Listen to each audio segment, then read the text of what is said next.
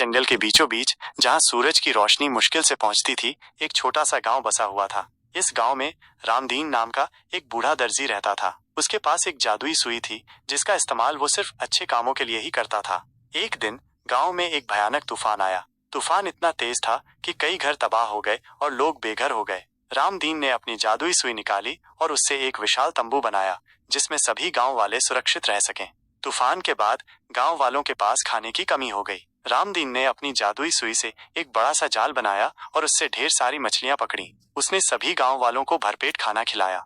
गांव वालों ने रामदीन को धन्यवाद दिया और पूछा कि उसकी सुई में इतनी शक्ति कहाँ से आती है। रामदीन ने मुस्कुराते हुए कहा, यह शक्ति प्यार और करुणा से आती है। जब हम दूसरों की मदद करते हैं तो हमारी शक्ति अपने आप बढ़ जाती है।